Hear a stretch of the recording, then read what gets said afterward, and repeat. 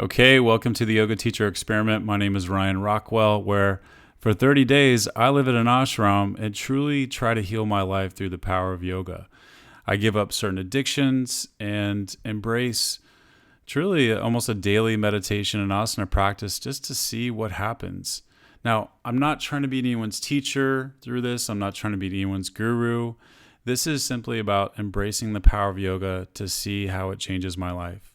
With that said, enjoy the experiment.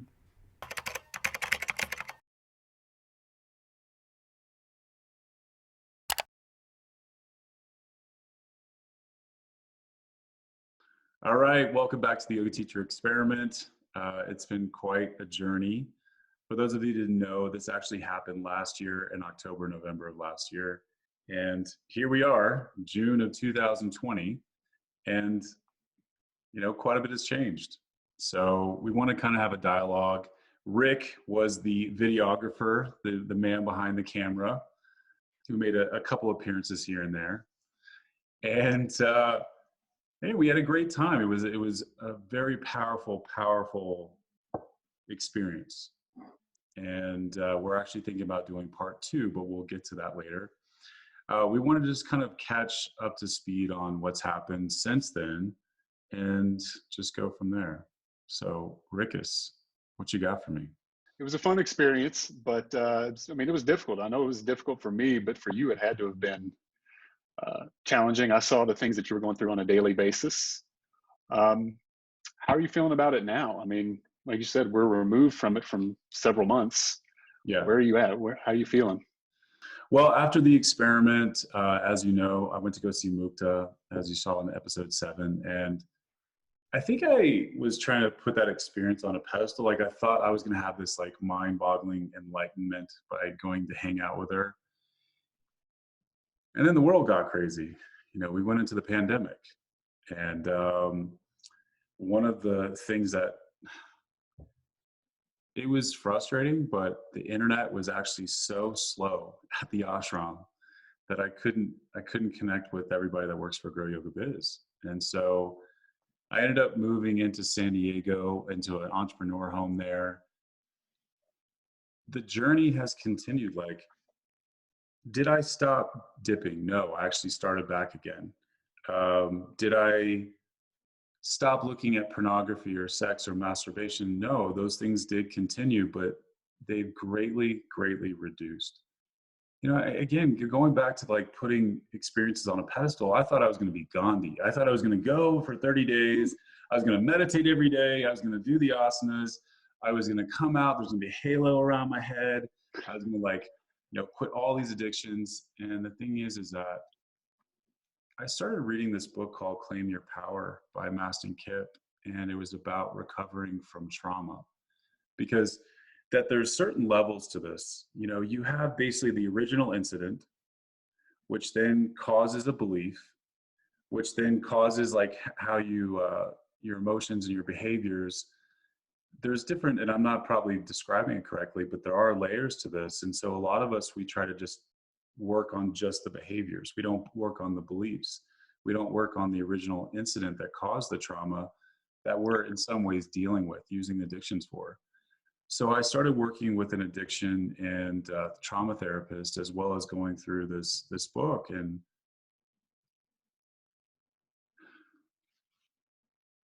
it was hard. It's still hard, to look back on your life and you think about your youngest memory. And for me, that was when the morning after my mom left my father, we're in a hotel.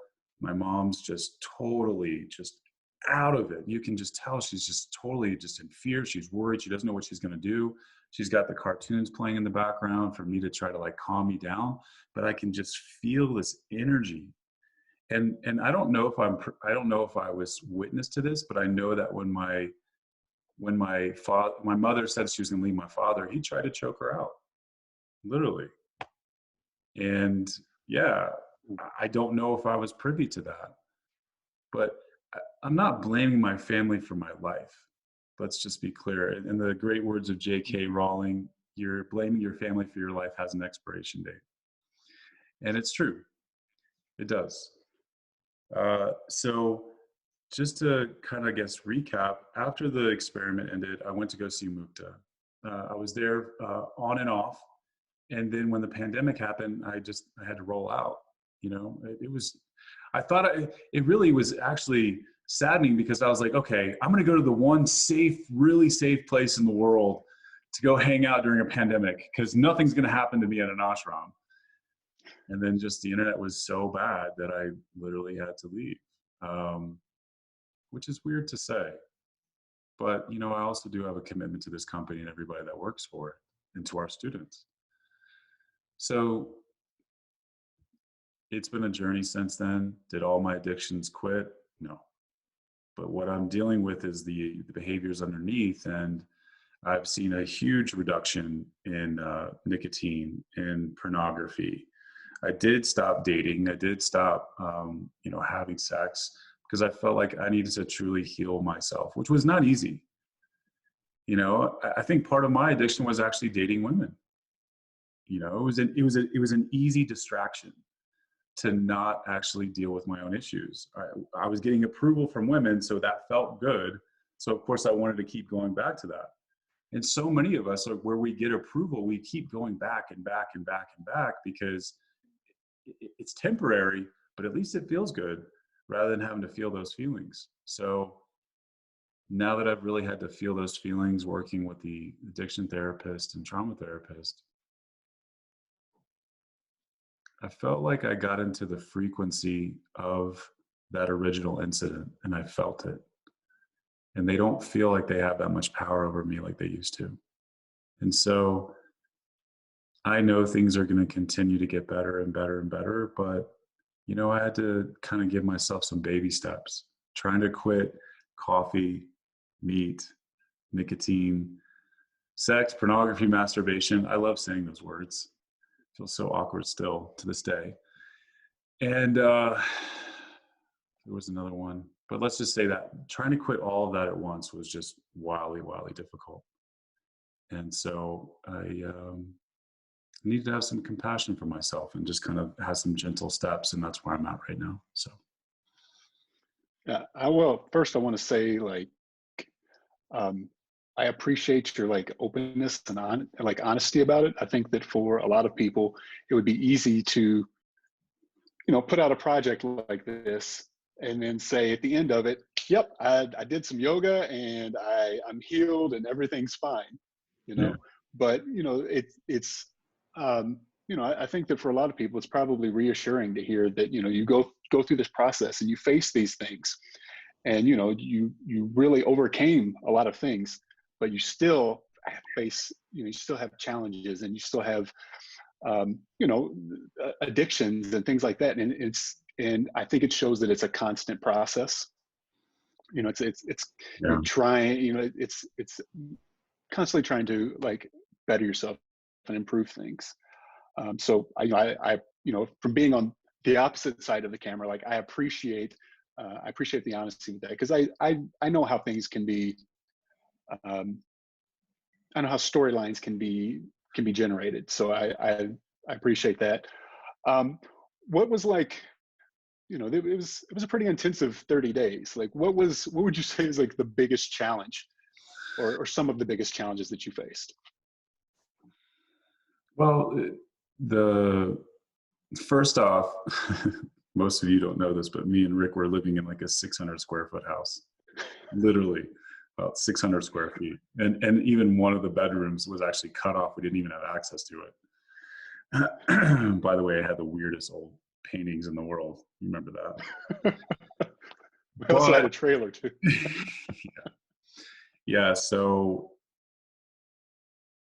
what sticks out to me from the experience the most is really actually Rick, you and I actually, because I had this belief for a really long time. My mom used to tell me, Ryan, you're a beautiful man, but if people get to know you, they're not gonna like your personality. And that became a belief. And so I felt like when I got really close to people, they wouldn't like what they saw. And so to literally, live with you in the cabin, and we didn't kill each other, we actually had fun. Yeah, that's one of the things that I really remember. Um, of course, I remember the uncomfortableness talking about masturbation and sex and pornography. That's up there, um, and just how hard it got in those first 10 days. It was hellacious. Just coming off all these things, like the nicotine stimulates your dopamine, which is more of your like prolonged energy and awareness and focus. Well, I was coming off of the coffee, and then like the nicotine also, like coffee and nicotine both stimulate your dopamine. So I didn't like at at one point in time, I said, I can only remember what's on this list today. That's the only thing I can focus on right now is what are these yeses and nos on these lists.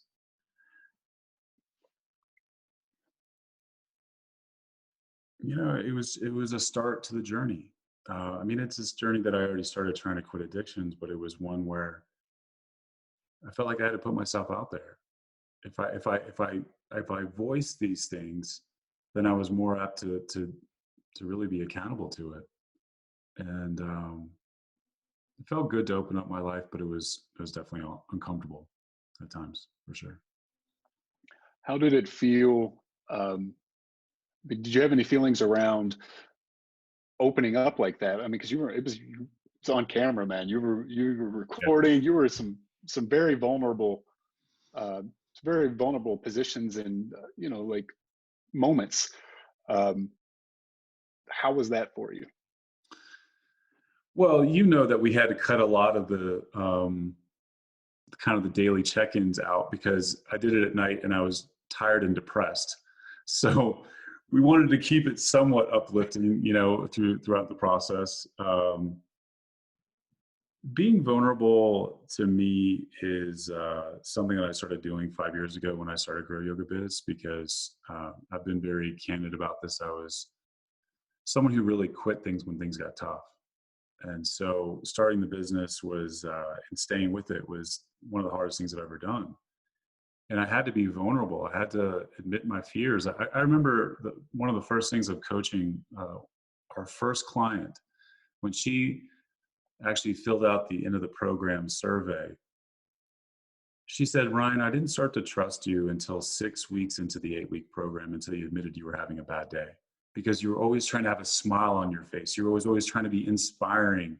And I thought I had to be like, as a yoga teacher and a coach, I thought I had to be like, today is the greatest. And, she, I just realized they just wanted me to be myself. And I hadn't really been myself for most of my life. I had a story. I had a series of stories, to try to impress you. And I knew I wasn't going to grow if I kept telling those stories. Um, I think part of it too is I started trying to be really vulnerable because I realized that no one could ever hold anything over me if I just told the truth, if I just was honest about my feelings. And as someone who grew up in a military family, I mean, I was expected to be the fourth generation Rockwell to join the military, which, upset my dad, I'm sure, greatly that I didn't. But I always had a feminine voice that I never really honored. And I don't necessarily say that vulnerability is just feminine, but it has more of a feminine quality to it.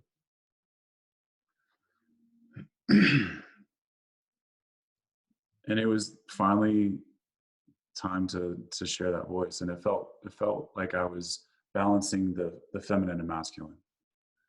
So is it still tough? Yes. But the more and more you do it, obviously, the easier it gets. And I knew that it was the secret to healing by literally just admitting what was going on for me. Yeah. So, double question here.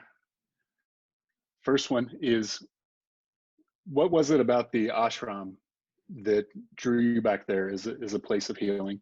And two, there was a clip in the previous episode about how maybe you felt like your time at the ashram had come to an end, and that you felt that you had gotten the healing out of that you needed. Can you Yeah. speak on that a little? Yeah. Well, what's interesting is now I now have like I kept moving around. Like after the experiment, I just kept moving around. I mean, I did go to the ashram, but went to a few other places, and I realized that I was trying to distract myself from really dealing with all of these issues. And so I finally found a home in Crested View, Colorado. And guess who lives here? And it's no coincidence. Four of my friends from the Yogaville ashram, you know. And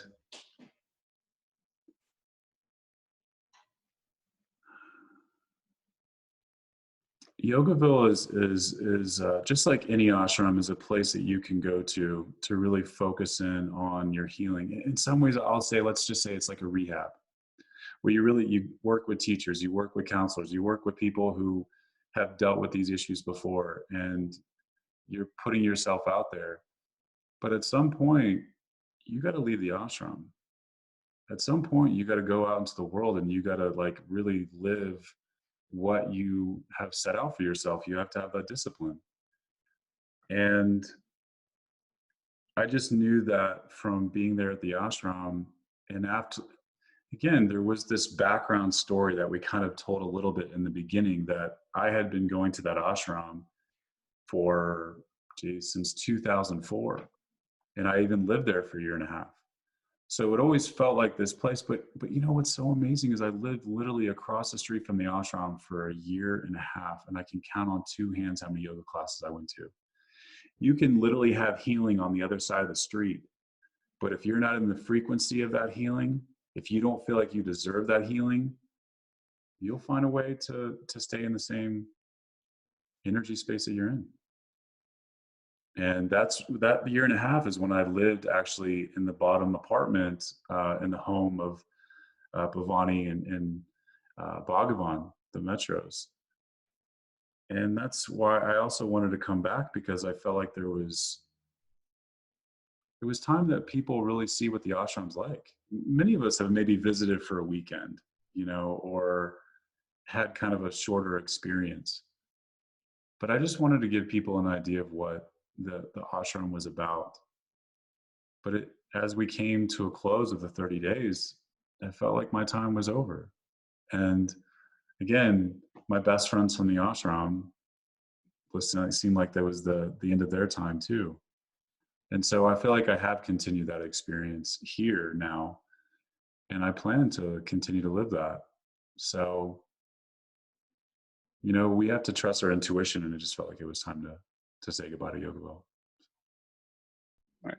So, what is it that you wanted people to get out of watching this experiment? Like, what is it that other people that are going to be watching this? What's the message you want to send to them? Well, I knew that I wasn't alone. I knew that there was, probably hundreds of thousands of yoga teachers across this world that they came to yoga probably for addictions, or sometimes like that's the real reason they came. Maybe they didn't realize that, but we were suffering, and yoga was there as the healing element. So it was like, listen, let's just talk about addiction. Let's open that conversation for yoga teachers, because it's an everyday reality for most people. Not always doesn't have to be substances. It can be shopping. It can be money. It can be even overworking out. There's so many different things that are related to, addictions. And I just wanted to open this up. I wanted people to feel like they weren't alone in the way that what they were going through, and the way that they felt. And I felt like, listen, we have this beautiful 5,000-year-old practice of liberating the mind, the body, and the spirit. Let's see what happens when we treat addiction with it. And again, when this pandemic happened, everybody's now in their homes. And that's like putting a mirror in front of your face 24 hours a day to deal with your shit. And I know a lot of people probably dove into their addictions during this time. And because we're all trying to survive, we're all trying to deal with this in a time that we've never had anything like this before.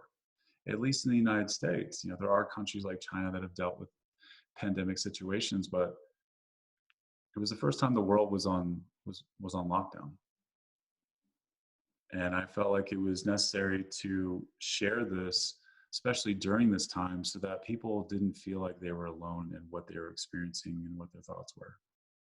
So, did it start out as a project, of a selfish project? Yeah, it did. It was like 50-50. I want to heal my life, but I want to show yoga teachers it's okay to talk about addictions, to admit to even to your students that you have addictions. Like, just be freaking real, you know? Let's open the conversation up.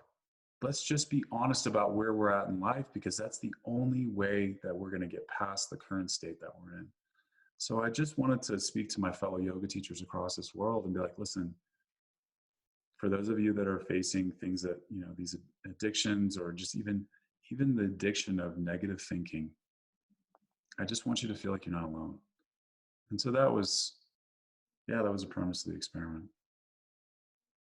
What would you say to someone that's going through the same, maybe facing the same sort of demons, or maybe not even the same things, but facing problems and addictions and things like that? What do you have any advice after going through this kind of healing process? What would you say to those people? The message that I would share with someone is that if you're facing addictions, it's yes, it's absolutely going to be beneficial for you to start a daily meditation practice. Of course, it's going to help you to start an asana practice as well. You know, we have to honor the mind, the body, and the spirit, and we need to get into our bodies, and we need to process these emotions. But a lot of it is going to come back to, what is the original incident that affected you so greatly that caused this behavior? And so I'm not saying it's easy to deal with the behavior, to quit the substance or whatever the addiction is. But if we're going to be sustainable with this, we've got to go back to those original traumas. And again, I can only speak to my experience. I'm not an addiction counselor. I'm not a specialist about this. I can only speak to my own experience, that even though we were at an ashram, even though I was doing the daily meditation and the yoga, and I was eating, you know, a vegetarian diet every single day, it's actually been more beneficial for me to go back to those original traumas than it was even that whole experiment. And I'm not saying I wouldn't do, of course I would do it all over again. But we have to go to the root cause. And it's not easy. And it's not going to be easy when you identify it and when you feel it. But we're going to have to do it if we're going to change. So that's the only thing I can offer. Well, brother, I appreciate you being open and honest about it all. It's, it was an experience, and it was an experiment. It was up, it was down, it was in between. It was fun, it was not fun, it was shocking, it was peaceful, it was all the emotions that I had to go through, you know, and what a lot of us have to go through. And so as we end this experiment, I just want to simply say, Rick, thank you for being a part of this with me. I could have not done this without you. I know that. Besides, I didn't really want to wear a GoPro around 24 hours a day. No, I mean, you made this experiment fun. You were a support network for me, and you know, you became one of my best friends through this. And so I'm grateful for the experiment. I'm grateful that I got to do this and really get started, or just even dive deeper into the journey. And I'm not here to try to inspire anyone. I just simply want to show, like, hey, it's okay to be vulnerable. It's okay to admit your faults. And your students If they judge you, then they're not your soul clients. So just be open and be honest and just be who you are. And yeah, that's the best advice I can give. So again, thank you, Rick, for going through this with me. I really appreciate it. Thanks for including me. And I'm looking forward to part 2, hopefully on a beach somewhere. That sounds pretty good. We'll have to figure out the travel restrictions, but yes, I think we could try to make that happen. It might be a beach at a lake, but yeah, we could try to figure that out. Take what you can get. We'll take what we can get. All right. Well, much love to everyone that watched the series, whether it was 2 episodes, all the episodes, whatever. Just thank you for being on this journey with me. So much love. Namaste.